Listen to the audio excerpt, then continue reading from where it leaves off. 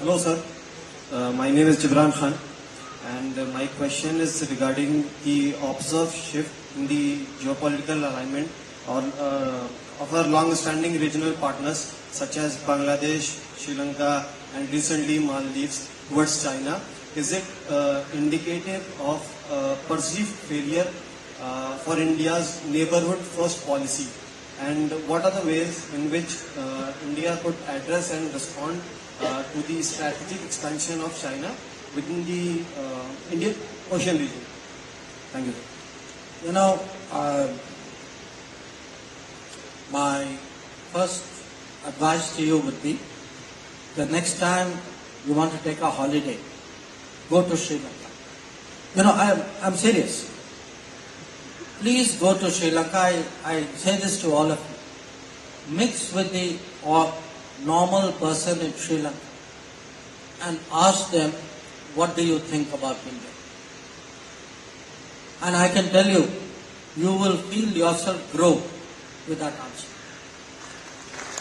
But for the average Sri Lankan, when the world had turned its back on Sri Lanka, when they could not get, I have myself been in Colombo, and there was a petrol shortage. People were pushing their cars to the petrol bunk to get petrol and fuel up. And there were queues of kilometers doing this. The country was running out of food. It couldn't get essential commodities. Now, at a time when the rest of the world turned its back on Sri Lanka, the only country which came forward, and came forward not in a small way, we actually committed $4.5 billion to Sri Lanka. And just to give you a reference point, they negotiated for a long time with IMF, which, by the way, should have been where the help should have come from. And that IMF package was less than $3 billion. So what we did immediately, quickly, efficiently was 50% bigger than what the IMF did. And no other country came close. So I think this idea that, somewhere neighbors are turning against us, we are failing. We need to have more confidence in ourselves. Now, having said that, there are two realities which we also must recognize. China is also a neighboring country, and in many ways will, as part of competitive politics, influence these countries. I don't think we should be scared of China. I think we should say, okay, global politics is a competitive game. You do your best, I will do my best. So, it cannot be. Today China is a major economy. It will deploy resources. It will try and shape things in China's way. Why should we expect otherwise? But the answer to that is not to complain that China is doing it. Answer is, okay, you are doing it, let me do better than you.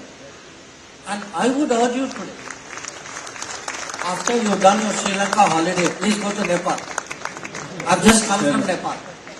Okay? Today, in Nepal, Nepal has discovered export of electricity to India is an enormously rewarding sort of transaction for Nepal.